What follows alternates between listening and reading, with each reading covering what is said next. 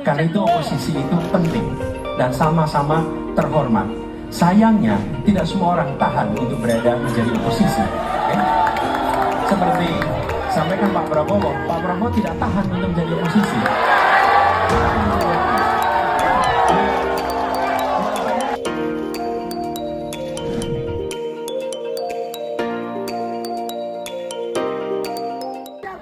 Ketika kita menghadapi sebuah proses demokrasi, di situ ada pemerintah dan ada oposisi. Dua-duanya sama terhormat. Dan ketika proses pengambilan keputusan itu dilakukan, bila ada oposisi, maka selalu ada pandangan perspektif berbeda yang membuat masyarakat bisa menilai. Karena itu oposisi itu penting dan sama-sama terhormat. Sayangnya tidak semua orang tahan untuk berada menjadi oposisi. Seperti sampaikan Pak Prabowo tidak tahan untuk menjadi oposisi. Apa yang terjadi? Saya menyampaikan bahwa tidak berada dalam kekuasaan membuat tidak bisa berbisnis, tidak bisa berusaha. Karena itu harus berada dalam kekuasaan. Kekuasaan lebih dari soal bisnis, kekuasaan lebih dari soal uang, kekuasaan soal kehormatan untuk menjalankan kedaulatan negara.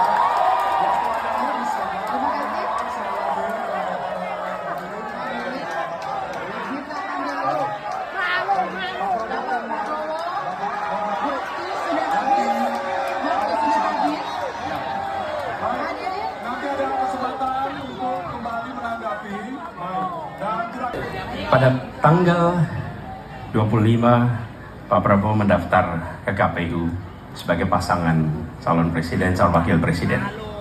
Sesudah keputusan MK. Dan kemudian di MK dibentuk MK yang hasilnya mengatakan bahwa terjadi pelanggaran etika berat yang menyebabkan keputusan yang dibuat oleh MK secara etika bermasalah. Kemudian Bapak punya waktu sampai dengan tanggal 13 November. Karena di situ adalah waktu terakhir untuk mengambil keputusan bila ada perubahan. Sesudah Bapak mendengar bahwa ternyata pencalonan persyaratannya bermasalah secara etika, pertanyaan saya, apa perasaan Bapak ketika mendengar bahwa ada pelanggaran etika di situ?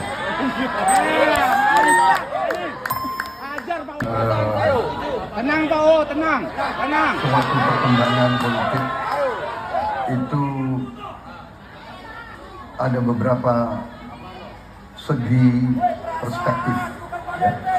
Jadi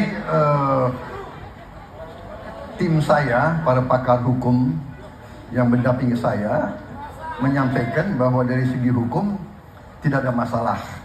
Masalah yang dianggap pelanggaran etika sudah diambil tindakan dan keputusan ya waktu itu oleh pihak yang diberi wewenang, kemudian sudah ada tindakan dan tindakan pun itu masih diperdebatkan karena yang bersangkutan masih memproses.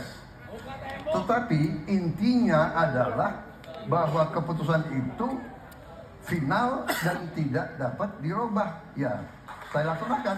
Ya, dan kita ini bukan anak kecil, Mas Anies. Ya. Anda juga paham, ya. Sudah, ya.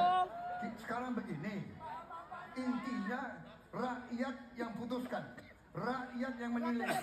Kalau rakyat tidak suka Prabowo dan Gibran, gak usah pilih kami.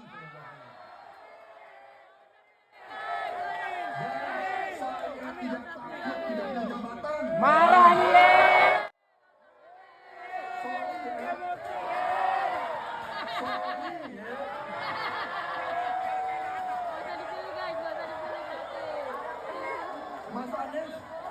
Mas Anies, saya tidak punya apa-apa.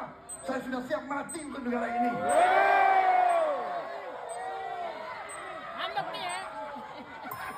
Waktu Anda habis, Bapak, dan Mau jadi guru ordal, mau daftar sekolah ada ordal, mau debit tiket untuk konser ada ordal di mana-mana yang membuat meritokratik nggak berjalan, yang membuat etika luntur. Dan ketika fenomena ordal itu bukan hanya di masyarakat, tapi di proses yang paling puncak terjadi ordal, maka rakyat kebanyakan, dan ini saya rasakan beberapa waktu yang lalu, beberapa orang guru berjumpa dengan saya dan mereka mengatakan, Pak, di tempat kami pengangkatan guru-guru itu mendasarkan ordal. Kalau tidak ada ordal, nggak bisa jadi guru, nggak bisa diangkat. Lalu apa jawabannya?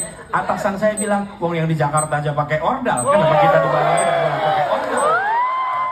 Negeri ini rusak apabila tatanan itu Waktunya hilang. habis. Ya. Sekarang kami berikan kesempatan kepada Pak Presiden. Itu filosofi besar. Jadi, ketika di Jakarta menghadapi masalah, maka masalah lingkungan hidup, masalah lalu lintas, kepadatan penduduk, ini harus diselesaikan. Ditinggalkan tidak kemudian membuat otomatis selesai. Justru ini yang harus dibereskan. Kalau kami melihat, begitu kita bicara lalu lintas, kontribusi aparat sipil negara di dalam kemacetan itu hanya 4-7%. Jadi nggak akan mengurangi kemacetan di sini. Yang kedua, soal lingkungan hidup. Kalau yang pindah itu pemerintah, bisnis, keluarga masih tetap di sini, masih tetap ada masalah. Karena itu kami berpandangan, masalah yang di Jakarta harus diselesaikan dengan transportasi umum yang dibangun.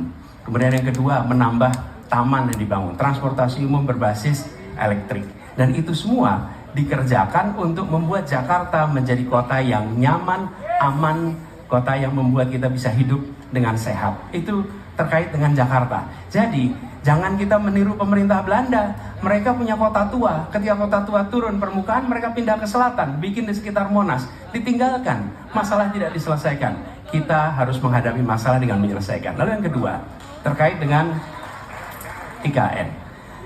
Ketika kita memiliki masalah yang masih urgen di depan mata kita, di Kalimantan sendiri, kebutuhan untuk membangun sekolah yang rusak sangat banyak.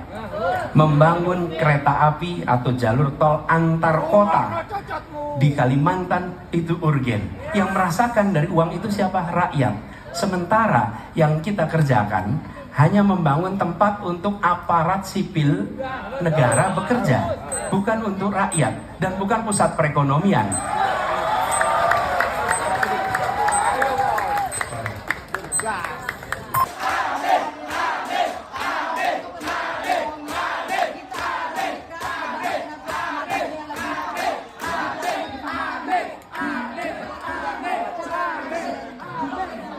Ada COVID, oke? Saya selesaikan dulu. Ya. Jadi, apa yang terjadi? Di Jakarta kami memasang alat pemantau polusi udara. Bila masalah polusi udara itu bersumber dari dalam kota Jakarta, maka hari ini, besok, minggu depan konsisten selalu akan kotor. Tapi apa yang terjadi?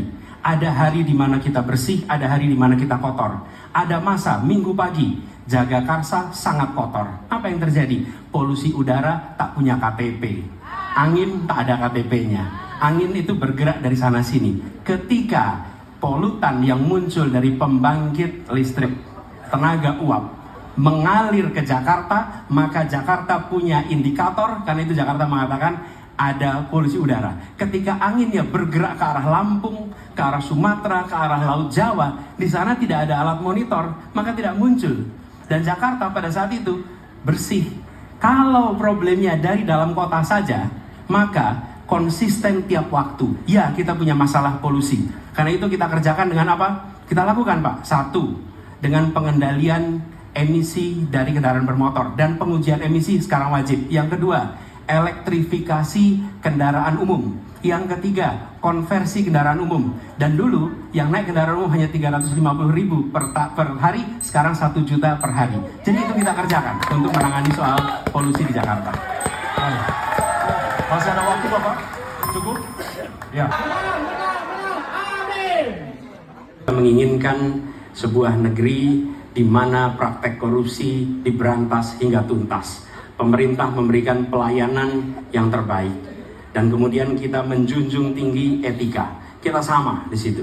Karenanya saya ingin sampaikan kepada semua bahwa saat ini kita di persimpangan jalan antara tetap menjadi negara hukum di mana kekuasaan dikendalikan oleh hukum, atau kita menjadi negara kekuasaan di mana hukum diatur dan dikendalikan oleh penguasa. Oke? Dalam situasi itu, saya ingin sampaikan, ini adalah sebuah gerakan perubahan. Kita sama-sama, kita ingin mengembalikan tetap menjadi negara hukum di mana kekuasaan dikendalikan. Dan saya ingin sampaikan bahwa etika dijunjung tinggi. Ketika terjadi pelanggaran etika, jangan bersembunyi di balik keputusan hukum. Justru kita harus mengatakan bahwa tugas dari pimpinan tertinggi memberi contoh. Bila ada pelanggaran etika, maka itu adalah mendasar. Bila tidak, maka ke bawah, ke seluruh rakyat, semua akan kompromi. Dan praktek orang dalam yang tadi saya sampaikan akan merusak sendi-sendi kehidupan bernegara kita. Rusak. Karena itulah penting sekali kita menjunjung tinggi etika. Dan itu dilakukan oleh siapa? Dari mulai calon presiden sudah diuji. Apa dia kompromi atau tidak pada etika. Lalu bagi anak-anak muda. Anak-anak muda, kita semua menyadari pemilu ini tentang masa depan. Anda pemilih masa depan. Saya yakin Anda akan memilih yang serius untuk jadi presiden, bukan yang main-main untuk jadi presiden. Dan ketika kita berbicara tentang masa depan, maka saya ingin sampaikan kepada semua, kebebasan berpendapat akan dijamin. Kita tidak mengizinkan lagi situasi orang takut. Maka itu saya sampaikan, Wakanda no more, Indonesia forever.